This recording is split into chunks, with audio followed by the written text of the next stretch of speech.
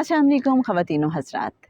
मुर्शिद कामिल रूहानी स्कॉलर जनाब सैयद सरफराज अहमद शाह साहब से सवाल पूछा गया कि अल्लाह के ज़िक्र के दौरान अगर यकसुई के बायस एक मखसूस अदद में गिनती मुमकिन ना हो तो क्या वक्त के अंदाजे से दौरानिया शुमार किया जा सकता है?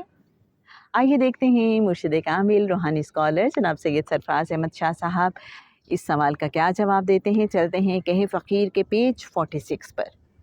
जहाँ तक गिनती की बात है तो कितने अफसोस की बात है कि वो रब जो हमें बेहिसाब और बग़ैर गिने अता करता है उसका ज़िक्र हम गिन कर करें। मुझसे कोई पूछे कि आपने कितने उम्रे किए तो मुझे ये याद होगा, लेकिन अल्लाह तो शुमार नहीं करता अपनी नेमतों को। ये तो मेरी कमज़रफ़ी है कि मैं उसे गिन कर याद करता हूँ। इसी तरह तस्बीह करते हुए जब मैं उसे याद करता हूँ तो गिन कर याद करता हूँ, लेकिन वो मुझे अता करते हुए बेहिसाब देता है। तो फिर कहाँ का गिनना और कहाँ का शुमार और कहाँ का हिसाब? लिहाजा टाइम वाली तरकीब सही है।